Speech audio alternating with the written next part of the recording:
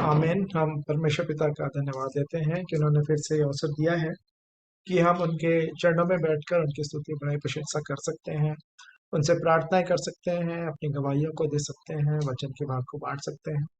हम परमेश्वर पिता का धन्यवाद देते हैं। आइए हम अभी इस सभा को हम प्रारंभ करेंगे और प्रार्थना के साथ आइए हम प्रार्थना करें। जीवित महान सर्वशक्तिमान परमेश्वर पिता, राजाओं के राजा, प्रभुओं के प्रभु, हमारे उद्धार करता प्रभु यीशु मसीह के पवित्र और मीठे नाम से आपके अनुग्रह के सिंहासन के समीप आते हैं प्रभु जी। और आपका वचन बताता है प्रभु जी कि आप आदम से प्रतिदिन संगति करने के लिए आते थे। हाँ प्रभु जी, आप चाहते हैं कि आप मनुष्यों की संगति में रहें। बुद्धि भी कहती है कि मैं मनुष्यों की संगति से मैं आनंदित होती हूँ। वो संगति आप करना चाहते हैं हम इस प्रत्येक जन के साथ। होने दे अभी का ये जो समय है वैसा ही होने पाए, कि हम आपसे सुनने पाए प्रभु जी। और आप जो हमारे जीवनों के लिए जो महत्वपूर्ण बातें हैं प्रभु जी, जो सबसे ज्यादा बातें आप ही के हमारे जीवन में मायने रखती हैं प्रभु जी, हम उन बातों को सुनने पाए, मानने पाए और उस पर चलने पाए। और प्रभु जी, हमने जो आपसे प्रार्थनाएं की हैं, आप अपनी दया, अपनी करुणा, अपनी प्रभु जी जो उत्तम योजना हमारे जीवन के लिए, उसके अनुसार प्रभु जी हमारे प्रार्थनाओं का आप हमें उत्तर दें। ऐसी दया अनुग्रह चाहते हैं। आगे के पूरे समय को आपके हाथों में सौंपते हैं, इंटरनेट कनेक्शन को, डिवाइसेस को, और प्रभु जी हमारे हृदय, हमारे मनों को प्रभु जी आपकी ओर लगाना चाहते हैं। हमें सुनने वाले कान दान करें, ग्रहण करने वाला हृदय प्रदान करें, और होने दे कि आज का दिन हमारे लिए उद्धार का, छुटकारे का दिन होने पाए। ऐसी दया और अनुग्रह चाहते हैं। तो उद्धार करता प्रभु यीशु मसीह के पवित्र और मीठे नाम से मांग, आमीन। मैं एक और, जैसे हमने क्या कह रहे थे कि कोई हमारे जो मीटिंग में कोई रीति विधि नहीं होती है, सो मैं आप लोगों का एक बार फिर से स्वागत करता हूँ जो प्रिय जुड़े हैं। और जो चीज होती है कि हम प्रभु की प्रार्थना जब हम बोलते हैं, जब प्रभु यीशु मसीह ने अपने चेलों को सिखाई थी, उसमें एक वाक्य होता है कि आज की रोटी हमें खिलाया कर, है ना प्रभु, आज की रोटी हमें प्रदान करें। तो जब हम रोटी खाने से पहले इस मीटिंग में, हो सकता है प्रभु ने आज आपसे जरूर से बात भी किया होगा, जब आपने वचन पढ़ा होगा, संगति में रहे होंगे जिस भी माध्यमों से। लेकिन जब हम इस संगति में हैं प्रभु से, जब हम प्रार्थना करेंगे, तो अभी एंड में ये प्रार्थना करने से अच्छा है कि हम पहले प्रार्थना करें कि आज की रोटी हमें खिलाएं प्रभु जी, यदि जिसको और भूख प्यास है, जिसके एपेटाइट अच्छे हैं, अच्छे जो प्रभु के वचनों में ज्यादा रुचि लेते हैं, जो हमको दिखाती है, इस बात को दिखाता है कि हम सब जुड़े हैं इस बात के लिए। तो आइए हम पहले प्रभु की प्रार्थना करेंगे और उसके बाद फिर हम आगे हमारी सभा में आगे बढ़ेंगे। सो आइए हम प्रार्थना करेंगे। आप चाहें तो अपने आप को अनम्यूट भी कर सकते हैं। प्रभु की प्रार्थना एक साथ हम कर लेंगे।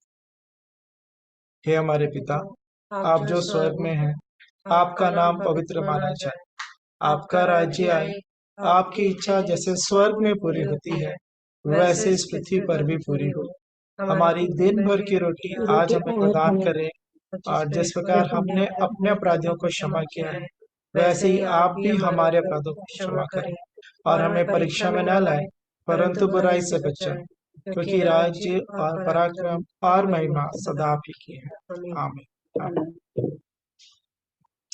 हम प्रभु की महिमा में गीतों को गाएंगे। और एक जो गीत जो मैंने चुना वो है, न्याय का दिन अब आ गया, तैयार हो जाओ, परमेश्वर की है आज्ञा, मन फिराओ।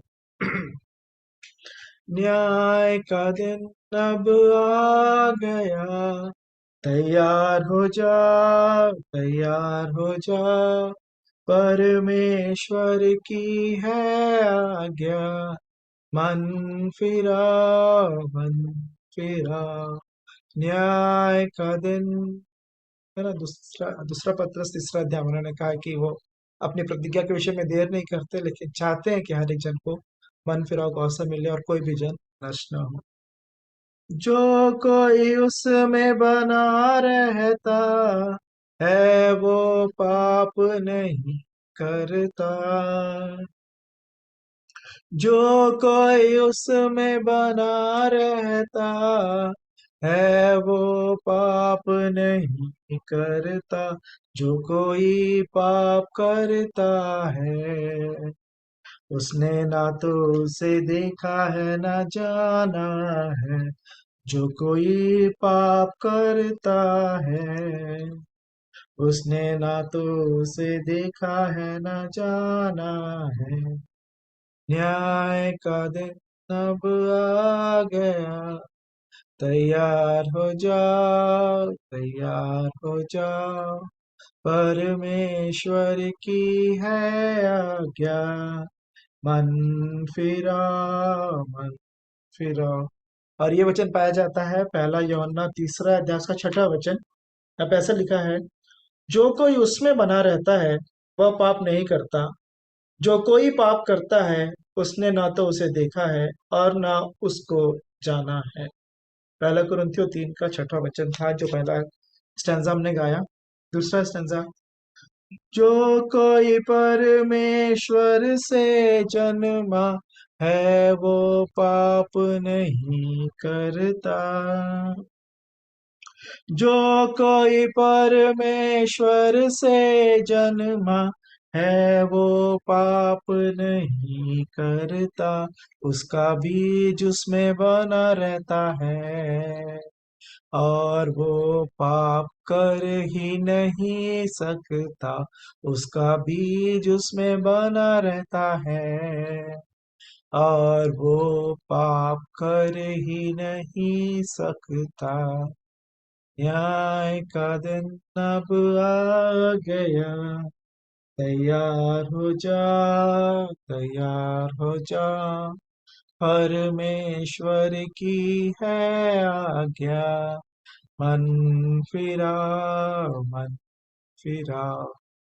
पहला यूहन्ना तीसरा अध्याय और उसका 9 वचन ऐसा कहता है, जो कोई परमेश्वर से जन्मा है वह पाप नहीं करता, क्योंकि उसका बीज उसमें बना रहता है और वह पाप कर ही नहीं सकता, क्योंकि परमेश्वर से जन्मा है। आमीन। सच में जो पाप जो विषय है, मैं तो एक बार फिर से आपको बताना चाहूंगा कि आज हम जैसे नॉर्मली प्रतिदिन एक प्रकार से कुछ रीति विधि में हम चलते थे कि पहले प्रार्थना, फिर गीत गाना, फिर बच्चे वचन बोलेंगे, फिर गवाही, फिर वचन का भाग। ऐसा नहीं, सब बातें जैसे प्रभु चाहें वैसे आप कर सकते हैं। जैसे मैंने प्रार्थना की, प्रभु की प्रार्थना जो लास्ट में करते थे, आज हमने शुरू में किया। फिर एक गीत गाया जो कि वचन से संबंधित है, और जो वचन को, इस वचन ने मेरे को बहुत ही ज्यादा अभी अ, कायल किया। मैं उस बात को आपके सामने शेयर करूंगा। तो वैसे ही मेरे बात, मैं ज्यादा समय नहीं लूंगा, कोशिश करूंगा कि ज्यादा समय ना लूं, ताकि क्योंकि मेरी बारी फिर से आएगी यदि मैं ज्यादा समय नहीं लूंगा तो। अब आपस में सभी अपना माइक अनम्यूट करके आपस में भी बातचीत कर सकते हैं। तो ये बातचीत जैसा इस समय होगा। तो मैं इस बात को देख रहा था कि पाप को हम तो नहीं बोलूंगा, मैं बोलूंगा कितने बार, कई बार हल्के में ले लेते हैं। हल्के में ले लेते हैं मतलब ये तो हो ही जाता है, वचन में लिखा है। क्योंकि ये बात मेरे हृदय में उस समय आई जब हम पिछले दिनों, जब यूथ की मीटिंग हो रही थी, जब हमारे ग्रुप में भी गूगल मीट का एक मैसेज आया था। अ, भाई चंडीगढ़ से एक बच्चे की जवान की जब हमने गवाही सुनी थी, और उसके बाद जब वचन का अध्ययन हो रहा था, शायद पहला यूहन्ना तीसरा अध्याय ही वो अध्ययन कर रहे थे। और उसमें पाप को जैसे लिखा है कि पाप करने से एक हमारे पास है कि हम प्रभु के पास जाके उनसे हम क्षमा मांग सकते हैं।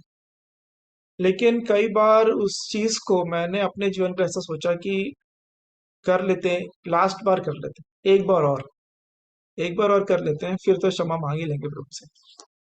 और फिर मेरे को उस दिन जब ये गवाहियां सब चल रही थी, जब सब पे वचन शेयर कर रहे थे, मैं भी उस दिन भी ऑफिस में ही था मैं। तो मैं बोल तो नहीं पाया, और स्थिति भी नहीं थी कि मैं पहली बार ही जुड़ा था वहां पे। लेकिन जो प्रभु ने बहुत जोर से जो मुझसे या उस बात को कहा कि हम कितना पाप को हल्के में ले लें, जबकि हम इस बात को जानते हैं कि आदम और हवा क्यों बाहर हुए थे। अदन की वाटिका से परमेश्वर पिता की संगति से जितनी आशीषें मिली थी, श्राप उनके ऊपर आ गया आपस में। वो ज्वालामय तलवार को परमेश्वर पिता ने वो नियुक्त कर दिया उनको, श्रापित, तुम्हारे कारण भूमि श्रापित हो, तुम मेहनत करोगे। कितनी बातें हो गई एक पाप के कारण, अनाज्ञाकारिता के कारण। और फिर उसके बाद कितना मतलब गंभीर है वो जो बात है पाप करना। और फिर उसको भी हम मैं हम नहीं बोलूंगा फिर से, मैं कि अब इतना भी नहीं करेंगे तो प्रभु कैसे चलेगा। अब एक प्रकार से प्रभु के हम संगति में रहते हैं, वचन पढ़ रहे हैं, सुबह से उठ के प्रार्थना कर रहे हैं, सब बातें कर रहे हैं, वचन भी सुन रहे हैं यूट्यूब में या जो भी है। लेकिन एक बार ऐसा था कि प्रभु ऐसे ही करना पड़ेगा, ऐसे लाइफ, तो फिर जैसे शरीर, फिर बोलता है शरीर की अभिलाषा, आंखों की अभिलाषा, संसार और जीवन की घमंड की बातें, वो फिर धीरे से आने का प्रयास करती हैं। और फिर से प्रभु ने बहुत स्पष्ट तौर से इन वचनों में, जो ये गीत भी हमने गाया, और यही वचन प्रभु भी मेरे को सिखा रहे थे कि नहीं, मैंने उदाहरण भी रखे हैं बाइबल में अच्छे लोगों के भी, अच्छे मतलब जिन्होंने हनोक के विषय में फिर मुझे प्रभु ने स्मरण दिलाया, वो साथ साथ चलता रहा जीवन भर, 300 वर्ष, और फिर उठा लिया गया। और फिर उसके बाद हम देखते हैं यूसुफ का जीवन, कि उसके जीवन की कमियां, जो कुछ अपने सपनों को बताता था अपने भाइयों को, उससे वो उससे चिढ़ते थे, लेकिन वो अपनी बातों को रखता था। तो भी वो एक अच्छा यूसुफ का जीवन, खास तौर पे पोतीफर की पत्नी के साथ वाला जो विषय है, उसके वो अद्भुत गवाही है उसकी। फिर दानियल है और उसके जो मित्र हैं, हनन्या, मिशाएल और अजर्या। और तो बहुत उदाहरण है हमारे पास।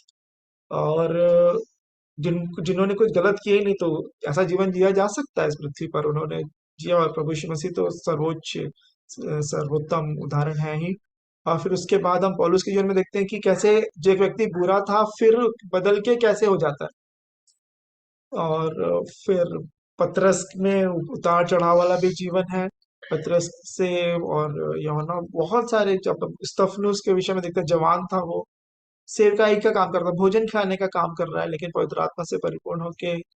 तो इन सब बातों को प्रभु मेरे ध्यान लेके गए, नहीं, मैंने रखा है कि अ, जीवन जिया जा सकता है बिना पाप किए।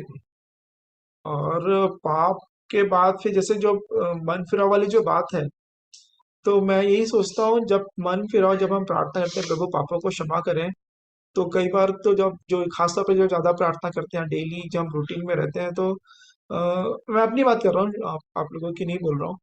यदि आंसू नहीं आया, मन टूटा नहीं, जैसा कल पिछले दिनों प्रचार किया जा रहा था योवेल 2 का, कि अपने मनों को, अपने वस्त्रों को नहीं, लेकिन अपने हृदय को फाड़ कर मेरे पास। हृदय फटना मतलब आसान बात नहीं, आंखों में आंसू आ जाना तो मेरे ख्याल से एक छोटी सी बात है, मतलब आ ही जाना चाहिए। मैं एक जन को जानता हूँ जो हमारी संगति में, फेलोशिप में, बालकों में रहते थे। वो प्रार्थना जब करते थे, वो मुझे यिर्मयाह की याद दिलाते थे कि वो हमेशा रो रो के प्रार्थना करते थे। और जब आंटी लोग, जब उनका जब ग्रुप में जब प्रेयर होता था, और जब मैं फुल नाइट प्रेयर होती थी, तो कैसे लोग रो रो के प्रार्थना करते थे। तो प्रभु यीशु मसीह के बारे में लिखा है कि वो भी आंसू बहा बहा के प्रार्थना करते थे। तो मैं कैसे, खैर प्रभु यीशु मसीह को तो मन फिराने की भी आवश्यकता नहीं थी, तो लोगों के नाश को देख के वो दुखित होते थे कि दूसरे लोग कैसे, कितने ज्यादा अंधकार, और कैसे उनका नाश हो सकता है यदि वो प्रभु यीशु मसीह पर विश्वास ना करें, उस बात के लिए वो रोते थे।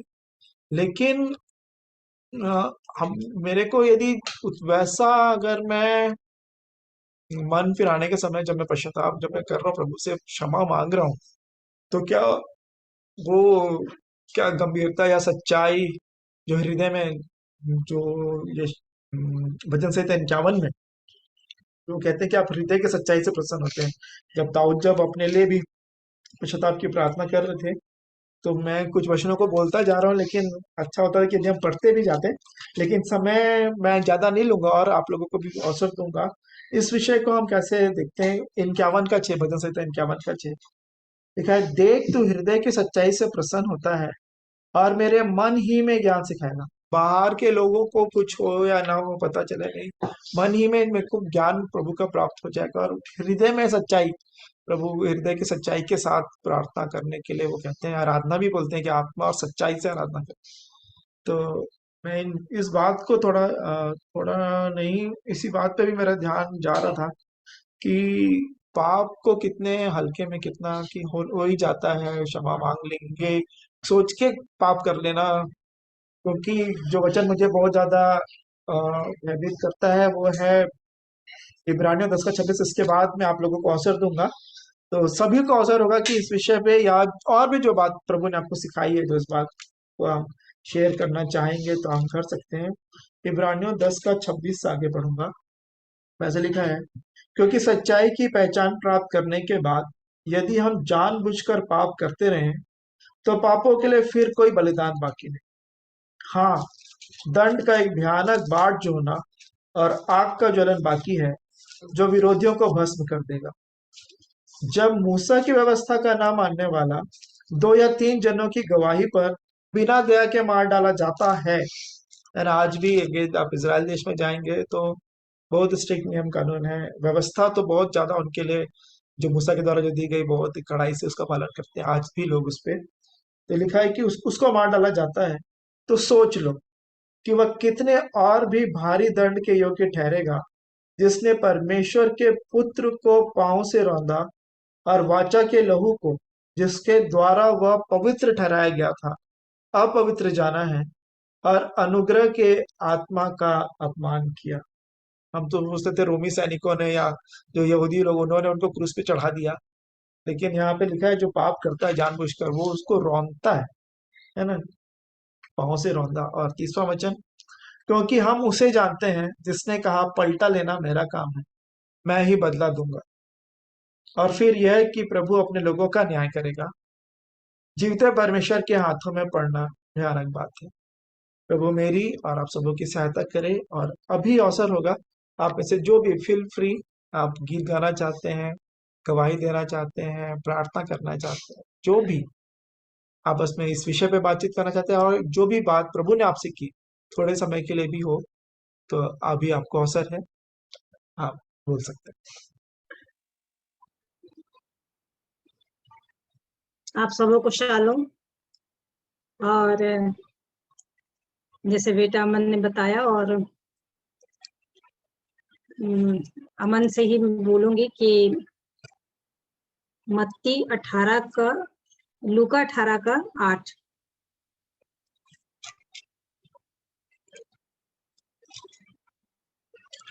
लूका 18 और उसका 8वां वचन, मैं तुमसे कहता हूँ वह तुरंत उनका न्याय चुकाएगा। तो भी मनुष्य का पुत्र जब आएगा तो क्या वह पृथ्वी पर विश्वास पाएगा? है ना। तो इस वचन के द्वारा प्रभु मुझको 2-3 दिन से बात कर रहे हैं कि विश्वास, क्या वो पृथ्वी पर आएगा तो क्या विश्वास पाएगा क्या। और दूसरा कुरिन्थी 13 का जो 5 में है, अपने आप को परखो कि विश्वास में हो कि नहीं, अपने आप को जांचो। 2 बात है, अपने आप को परखो, दूसरों को नहीं, अपने आप को। और काम में नहीं, नहीं किसी भले काम के लिए नहीं, किसी बात के दूसरे और किसी बात के लिए नहीं परखना है, विश्वास के लिए परखना है। क्योंकि वो मनुष्य का पुत्र जब आएगा तो क्या विश्वास पाएगा। तो विश्वास में हो कि नहीं, अपने आप को जांचो बोल रहा है, अपने आप को।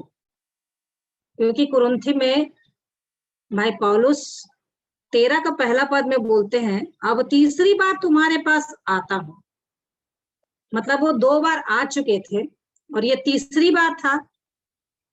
और वो लोग जो थे, आप हम सब जानते हैं, पहला कुरिन्थी दूसरा कुरिन्थी में किस तरह का जीवन उन लोग बिता रहे थे, इसलिए उनको बार बार वो शिक्षा दे रहे थे और बोलने से नहीं चूक रहे थे। और कह रहे हैं कि अब मैं तीसरी बार तुम्हारे पास आता हूं, जैसे मैं जब दूसरी बार तुम्हारे साथ था, तो वैसे ही अब दूर रहते हुए उन लोगों से जिन्होंने पहले पाप किया, और सब लोगों से अब पहले से कह देता हूं कि यदि मैं फिर आऊंगा तो नहीं छोड़ूंगा। मतलब वो जान रहे हैं, उनको भी आश्चर्य होता था कुरिन्थ के लोगों को कि दूर रह करके कैसे जान जाता है हमारे बारे में, और कैसे इसे पता चल जा रहा है कि हमारे बीच में कैसे कैसे पाप हो रहे हैं। सब जान रहे किस किस रीति का वो था उनका जीवन। इसलिए वो कितना कुरिन्थियों में पहला और दूसरे में बोलते बोलते बोलते बहुत सारी बात सब समझ रहे हैं, जानते हैं। और इसीलिए फिर वो लास्ट में बोल रहे हैं 5 में। तो ये वचन मुझको बहुत ज्यादा हिलाया कि मेरे को परखना है। मैंने परख मेरे जीवन में आएगी जांचना यानी टेस्टिंग, परखना यानी इवैल्यूएशन, है ना। आत्मिक जन को कोई नहीं जांच सकता, लेकिन वो लिखा है कुरिन्थी में, पहला कुरिन्थी में, तो वो उसका जांच आत्मिक रीति से होता है। तो अपने आप को परखना है, विश्वास में होना है कि नहीं। जैसे ही कोई बात आती है तो मुझको परखना पड़ेगा, मेरा विश्वास है कि नहीं, हर स्थिति में, हर स्थिति में। और अपने आप को जांचना भी पड़ेगा। जांच किसके लिए? कि यीशु मसीह तुम में है। हर बात में यीशु मसीह मेरे अंदर है, मैं क्या कर रही, यीशु मसीह मेरे अंदर है, मैं क्या कर रही हूँ, मैं ये यीशु मसीह करेंगे क्या, बस ऐसा ही आ जाता है। ये करेंगे क्या, अब यीशु मसीह मेरे अंदर है। क्योंकि रोमियो 8 में भी बोल देता है, जिसमें मसीह का मन नहीं वो उसका जन नहीं। कुरिन्थी में बोलता है हमें मसीह का मन है। तो ये मुझको पवित्र आत्मा रियलाइज कराता है कि वो अंदर है, तुम में है, तुम में है। तुम जान रहे हो कि नहीं जान रहे, इसको जांचते रहो, अपने विषय में जांचते रहो। नहीं तो जब मनुष्य का पुत्र आएगा तो क्या वो विश्वास पाएगा? जांच में तुम फेल ना हो जाओ, परखने में तुम कहीं फेल ना हो जाए अपने आप को। इसलिए कुरिन्थ की जो कलीसिया थी वो बहुत ही ऐसी कलीसिया थी जिसको बार बार वो समझा रहे थे भाई पौलुस। और तीसरी बार भी आकर के बोलते हैं कि जब मैं आया था तो ऐसा ऐसा किया था, अब मैं तीसरी बार आऊंगा तो तुमको नहीं छोड़ूंगा। और इस प्रकार से प्रभु ने इन बातों को बताया। और पहला कुरिन्थी उसका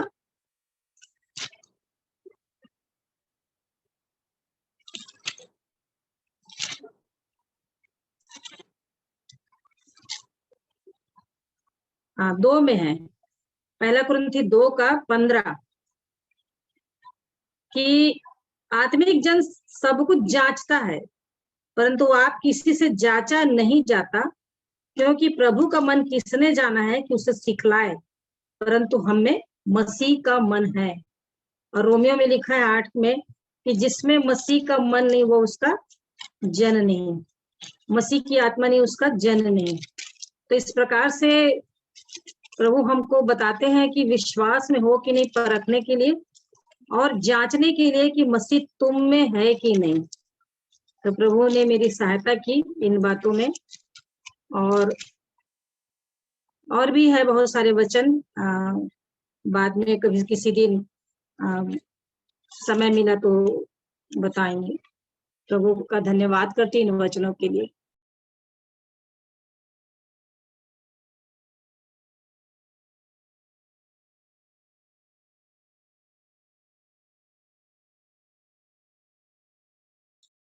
परमेश्वर पिता का धन्यवाद देते हैं आंटी जी के द्वारा उन्होंने जो बातों को हमारे मध्य रखा। अब आप में से कोई और यदि कोई कुछ कहना चाहते हैं तो सर है।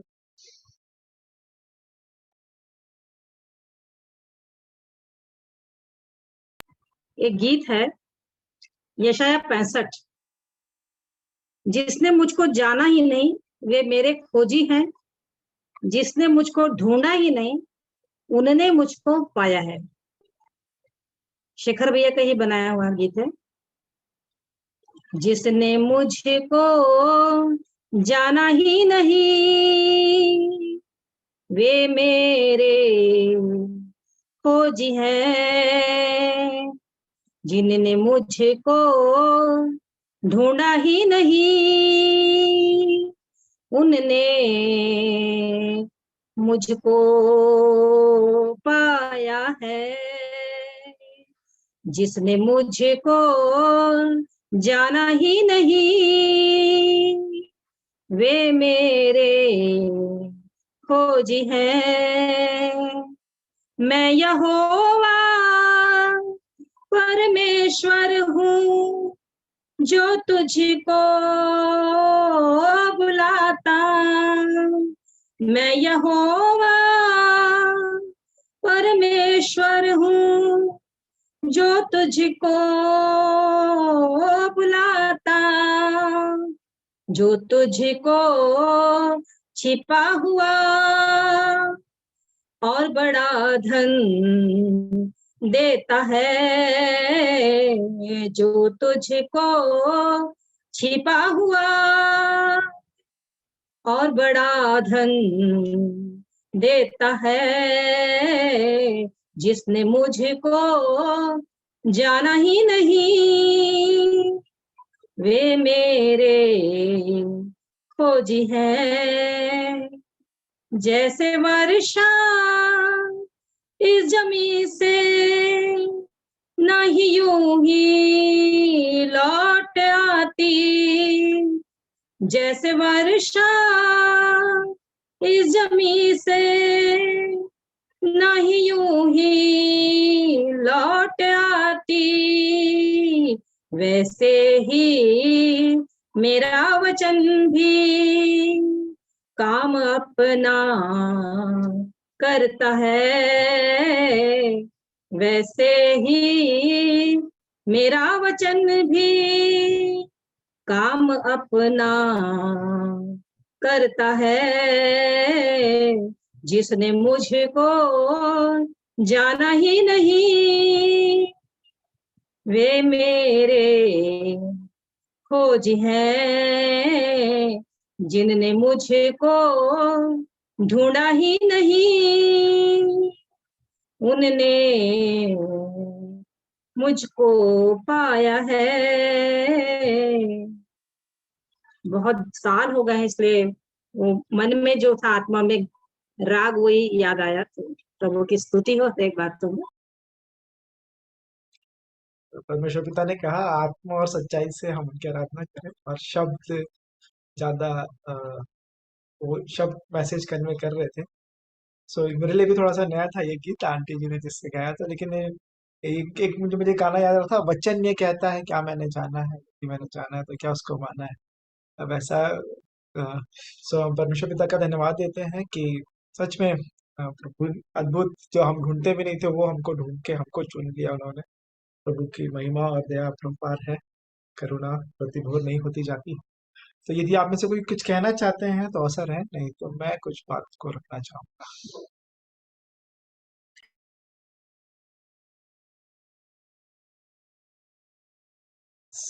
जिस विषय पे हम पिछले दिनों देख रहे थे, कि जब हमको प्रभु ने हम उद्धार दे दिया, विश्वास के द्वारा अनुग्रह से तुम्हारा उद्धार हुआ है, ये तुम्हारी ओर से नहीं लेकिन परमेश्वर का दान है, और ये तुम्हारे कामों के कारण नहीं कि किसी कोई भी घमंड करे।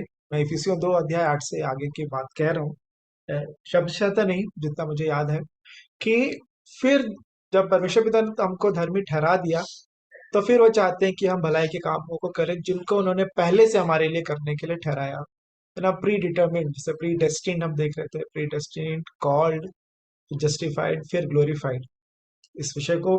तो वहीं पे ये बात कि हमको उन भले कामों के लिए उन्होंने ठहराया है कि हम उन कामों को करें।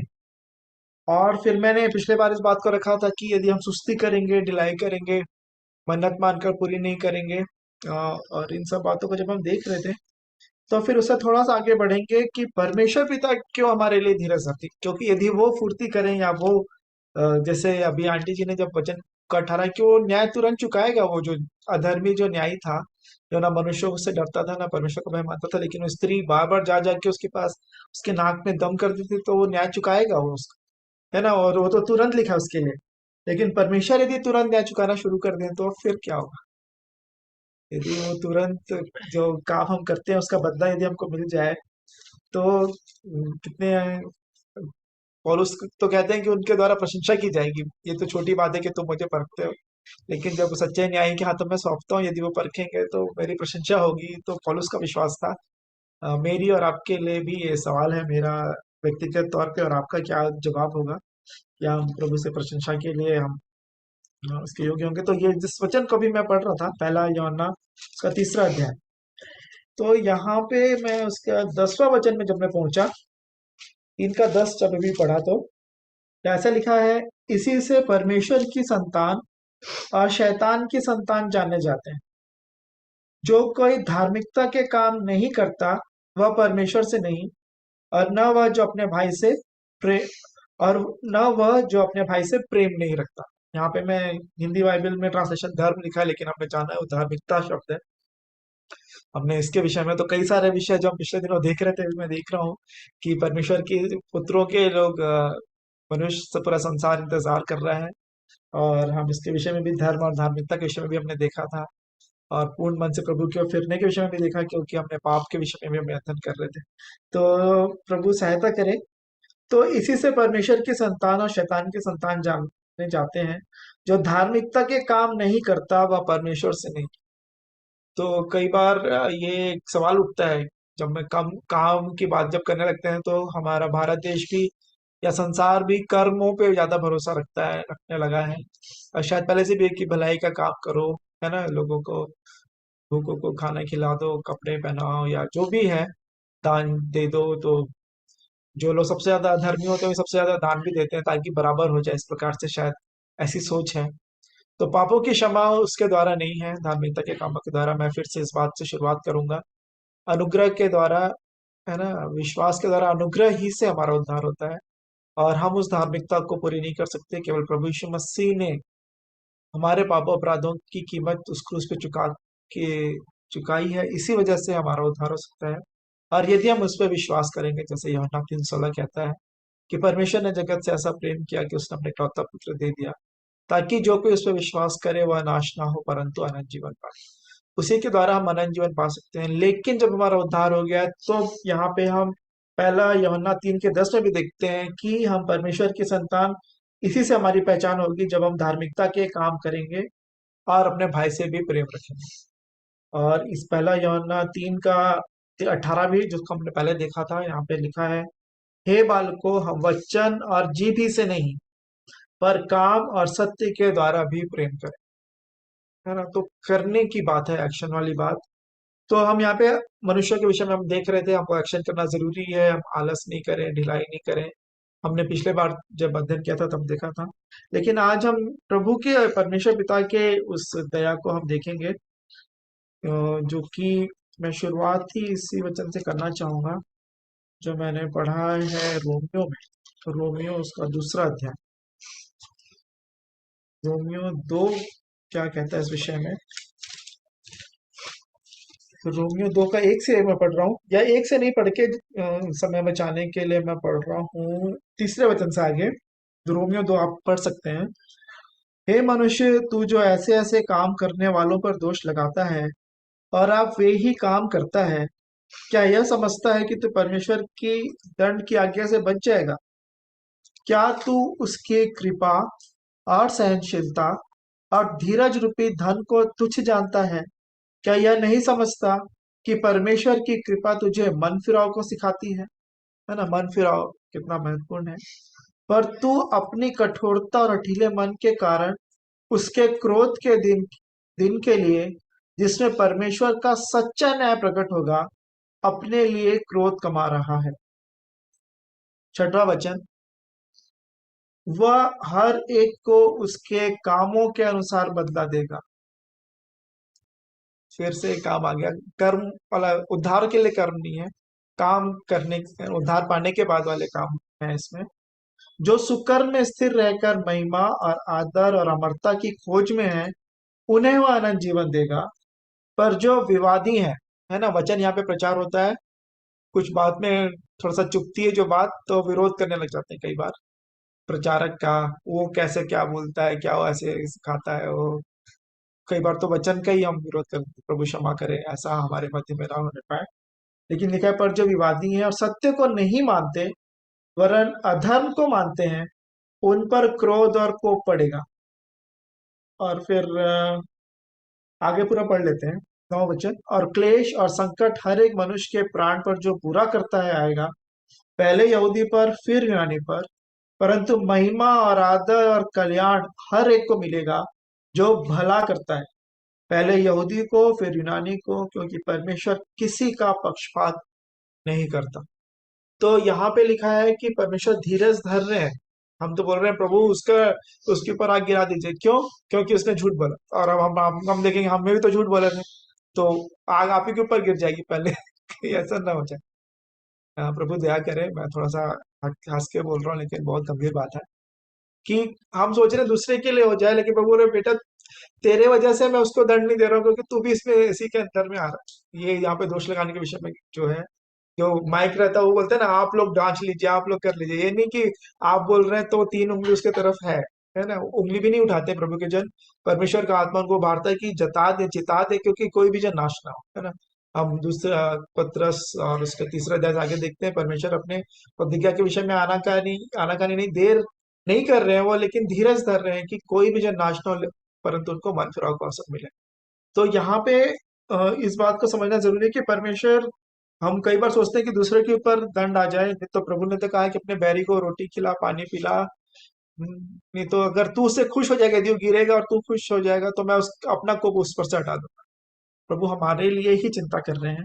और फिर उन बातों को जो मैं देखा कि प्रभु धीरज क्यों धरते हैं और कैसे कैसे इन वचनों को प्रभु ने मुझे दिखाया, मैं आपके सामने पढ़ना चाहूंगा। भजन संहिता में है ज्यादातर से, भजन संहिता 53, Psalms 53 वर्सेस 1 to 3। मूढ़ ने अपने मन में कहा, कोई परमेश्वर है ही नहीं। वे बिगड़ गए, उन्होंने कुटिलता के घिनौने काम किए हैं।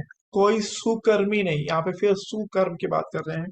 और अभी मुझे प्रभु ने स्मरण दिलाया समुपदेशक की वो बात, कि पाप का और अन्याय का बदला तुरंत नहीं मिलता। इस कारण लोग सोचते हैं कि और पाप करते जाएं, है ना, तुरंत हमारे साथ।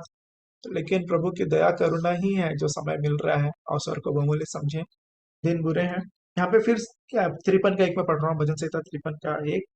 मूढ़ ने अपने मन में कहा, कोई परमेश्वर है ही नहीं। वे बिगड़ गए, उन्होंने कुटिलता के घिनौने काम किए हैं। कोई सुकर्मी नहीं।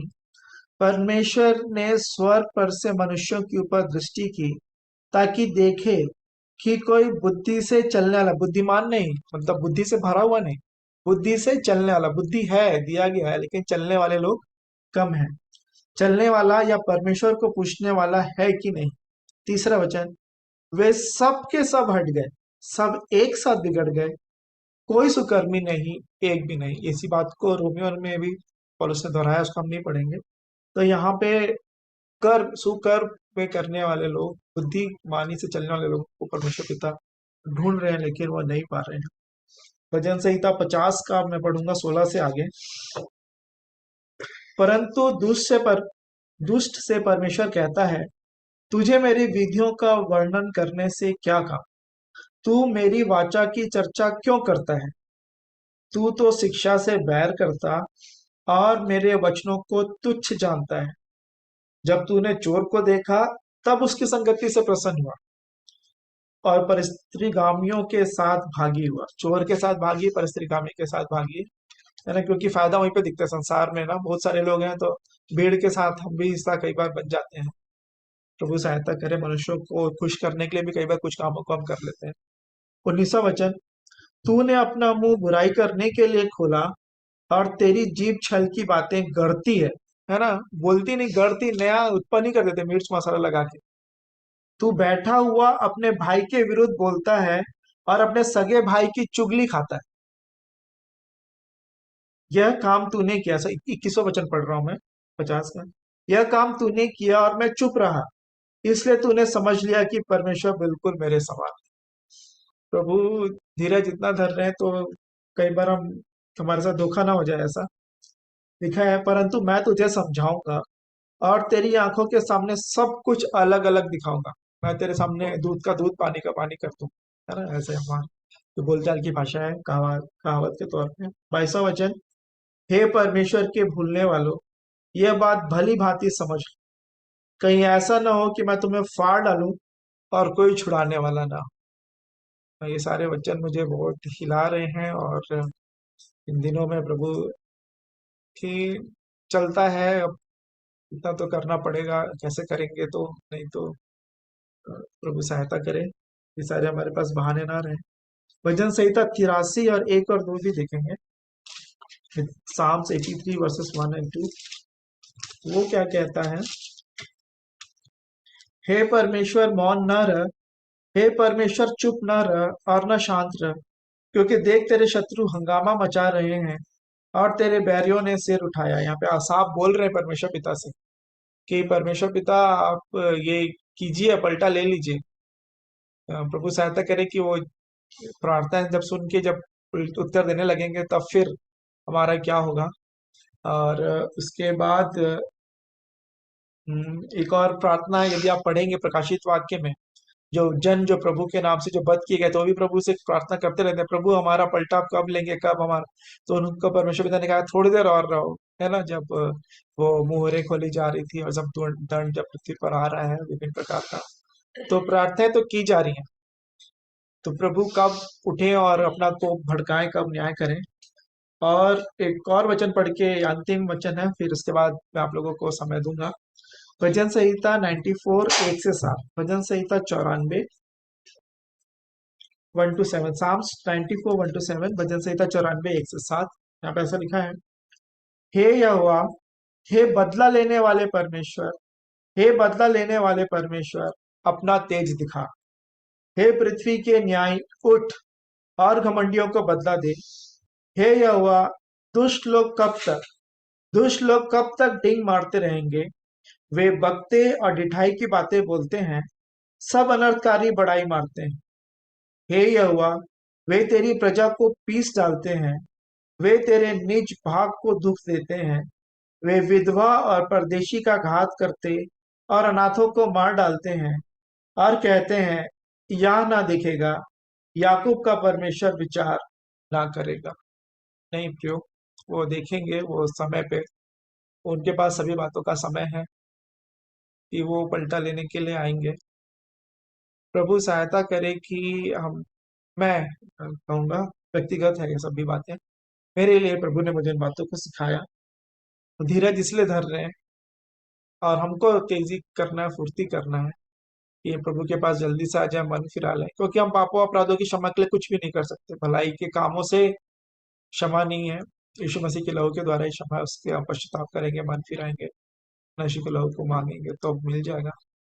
हम उसके बाद उसको रौंदे ना कि फिर, क्योंकि परमेश्वर फिर पलटा लेने वाले हैं और उनके हाथों में पड़ना भयानक बात है।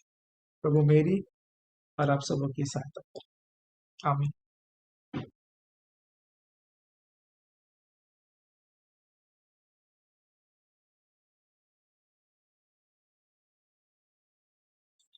अभी समय है, आप कुछ कहना चाहते हैं, गाना गाना चाहते हैं, प्रार्थना करना चाहते हैं, जो भी प्रभु के आत्मा की अगुवाई में प्रभु के महिमा के लिए और हमारी आत्मोन्नति के लिए कर सकते हैं।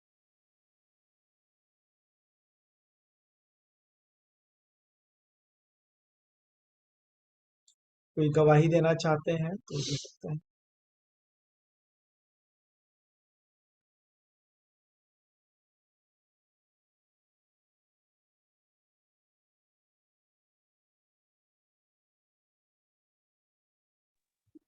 कोई नहीं बोल रहे तो मैं बोल रही हूँ। जैसे बेटे अमन ने कहा कि काम के विषय में, वाकई में तो प्रभु मुझको ये भी वचन दिखा रहे थे। पिछले दिनों में हम लोग की बहनों की मीटिंग हुई थी, तो वहां पर यूहन्ना 12 से सिस्टर है वायलेट सिस्टर, उन्होंने बताया था। परंतु बाद में मत्ती 26 के 6 से 13 तक में और मरकुस 14 में भी उसका वर्णन है 3 से 9 के बीच में। तो ये जो लिखा है लास्ट में 26 के 6 से 13 में, मैं तुमसे सच कहता हूँ कि सारे जगत में जहां कहीं यह सुसमाचार प्रचार किया जाएगा, वहां उसके इस काम का वर्णन भी उसके स्मरण में किया जाएगा। और मरकुस में भी यही लिखा है 9 में, 14 के 9 में, मैं तुमसे सच कहता हूँ कि सारे जगत में जहां कहीं सुसमाचार प्रचार किया जाएगा, वहां उसके इस काम की चर्चा भी उसके स्मरण में की जाएगी। मतलब वहां पर भी इस काम का वर्णन भी उसके स्मरण में, यहाँ पर इस काम की चर्चा भी उसके स्मरण में। और एक बात जो लिखा हुआ है मरकुस 14 के 4 में कि इसी तरह को क्यों सत्यानाश किया गया, और मत्ती 26 में भी लिखा है 8 में, इसको क्यों सत्यानाश किया गया। ये लोग उसका समर्पण नहीं देख रहे थे, प्रेम नहीं देख रहे थे, परंतु उस चीज को देख रहे थे कि ये बहुत 300 दिनार में बिक जाता, कंगाल को दे देते। परंतु प्रभु ने उसके हृदय को देखा, मन को देखा। तो मुझे भी, मैं इन दिनों में देखती हूँ अपने आप को कि जैसे अमन अपने आप को जांच रहे क्या काम करें कि प्रभु के लिए हम लोग जो सृजे गए हैं काम, भले काम के लिए, वो काम हो हमारे जीवन से। तो ये काम जो कि दूसरा कुरिन्थी 5:10 में भी है, हम सबका हाल जो हमने देह के द्वारा काम किए हो भले बुरे का, वो का उसका न्याय होगा, तो खुल जाएगा उसके सामने। तो काम का ही वहां पर प्रकाशित वाक्य में भी लिखा हुआ है, काम का ही न्याय होगा। तो इस प्रकार से मुर्दे जो मरते हैं वो काम उनके साथ हो लेते हैं। तो इस काम का वर्णन जो उस स्त्री के लिए हुआ, मतलब जो उसने किया, भलाई की है बोल रहे हैं प्रभु यीशु मसीह, और इसका वर्णन किया जाएगा। और एक वचन और है, उसको भी पढ़ूंगी। प्रकाशित वाक्य 19, उसको भी प्रभु ने दिखाया।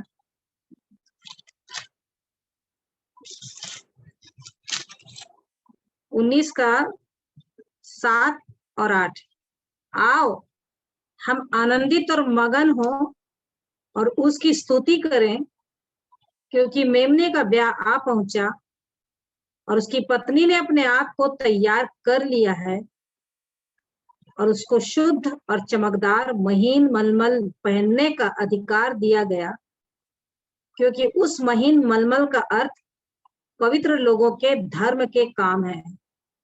मतलब वो जो कपड़ा, जो वस्त्र है चमकदार, महीन, शुद्ध मलमल, उसमें पवित्र लोगों के धर्म के काम का वो बूटा लगा रहेगा। मतलब जैसे एक लड़की जब शादी होती है तो कैसे एकदम चमकदार कपड़े पहनती है, एक डिफरेंट रहता है उसका जो रहता है, उसमें बूटे कढ़ाईदार लगे रहते हैं। तो इस प्रकार से वो धर्म के काम है जो वो उसके एक बूटे की तरह काम करेंगे, उसके उस महीन मलमल, शुद्ध मलमल के कपड़े को जो उसको अधिकार दिया जाएगा पहनने के लिए। और एक और वचन अभी मैं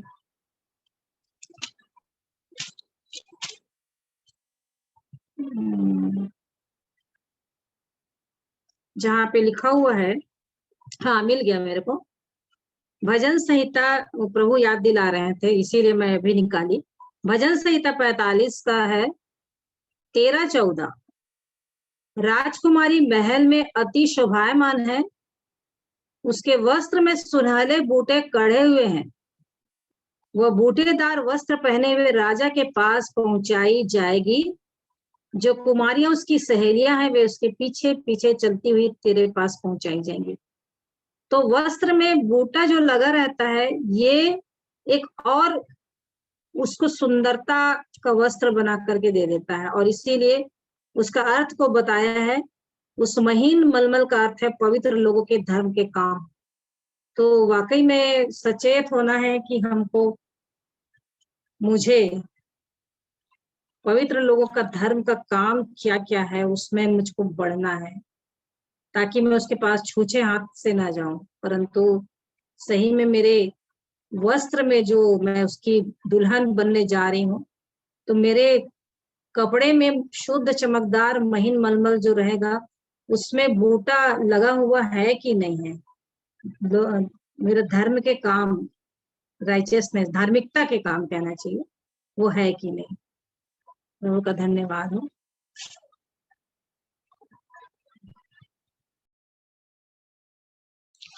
यदि कोई प्रार्थना करना चाहते हैं, अंतिम प्रार्थना, तो अवसर है।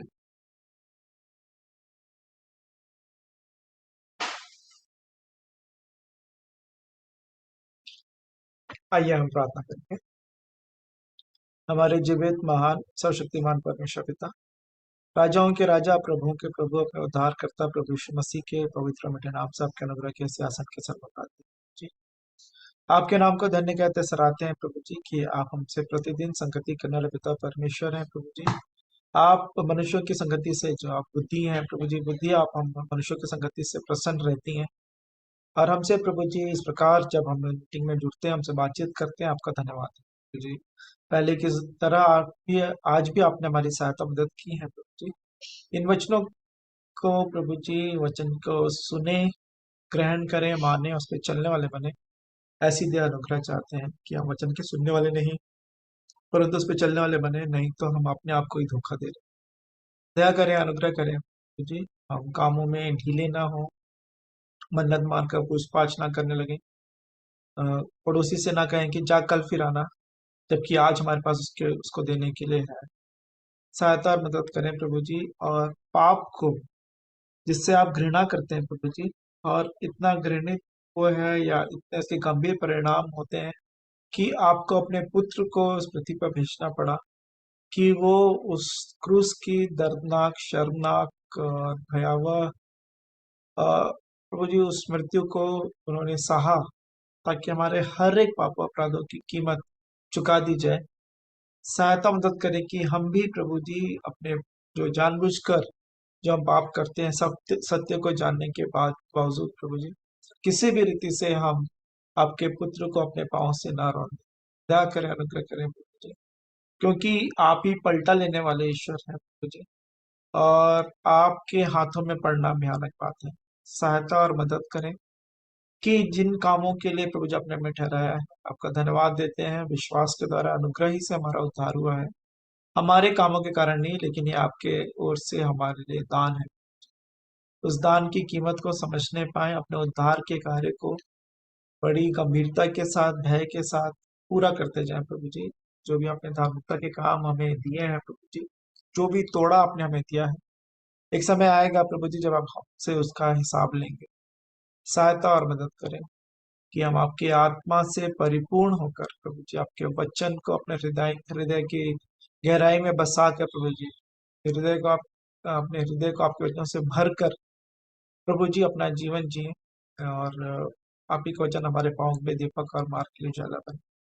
एक बार फिर से हर एक प्रियों को आपके हाथों में सौंपते हैं जिन्होंने इन वचनों को सुना है, हमारे जीवनों में प्रभु जी ये फलवंत होने पाए, ऐसी दया अनुग्रह चाहते हैं। एक बार फिर से इस रात्रि के समय अपने आत्मा, प्राण और देह को आपके हाथों में सौंपते हैं, क्योंकि हम नहीं जानते कि आपका दूसरा आगमन कब होगा, या हमको इस पृथ्वी को छोड़ के कब जाना पड़े। सहायता मदद करें कि हम अपने दिनों को गिनने के समझ हम प्राप्त करें और बुद्धिमान हो जाए। तो एक बार फिर से अपने जीवनों को आप ही के हाथों में समर्पित करते हुए दुआ उद्धार करता प्रभु यीशु मसीह के पवित्र और मीठे नाम से मांग, आमीन। सभी को शालोम, मैं Benezer Emmanuel. Shalom shalom shalom shalom. Shalom. Shalom. Good night. Night. Good night, good night. Shalom. Good night. Shalom, good night.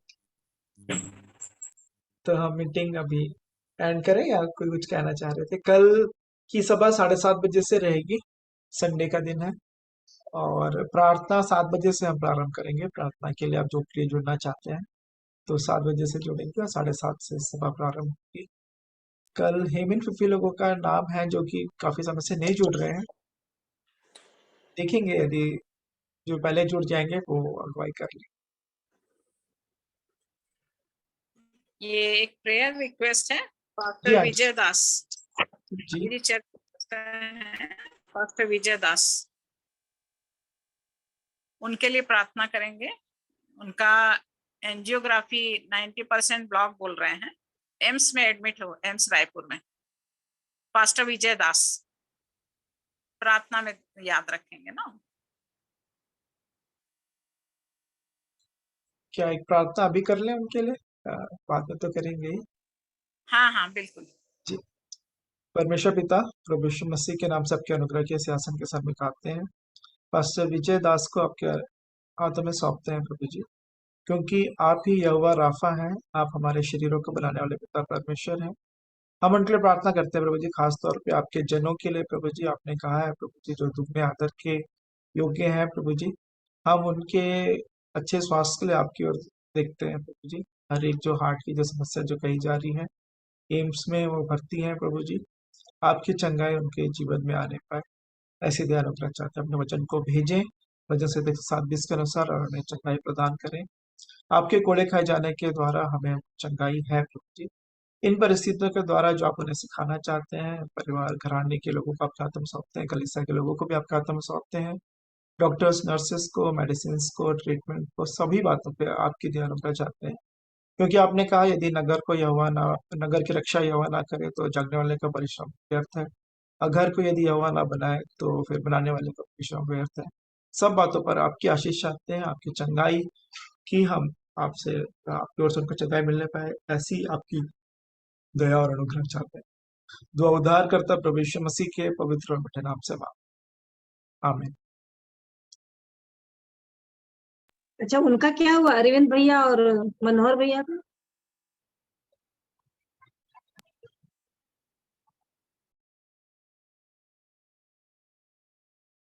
जिनके लिए प्रार्थना हो रही थी, अरविंद मित्रा भाई और मनोहर एसलाल भाई का।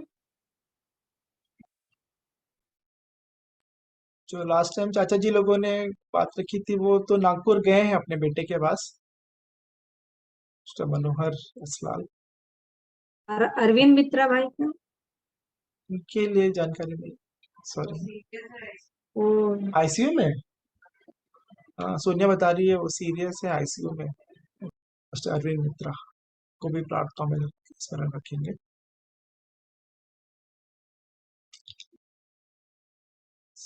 आज की सभा समाप्त करें। गुड नाइट फिर से, और कल फिर प्रभु के ध्यान में मिलेंगे। Good night, good night, good night, good night सभी को, गुड नाइट।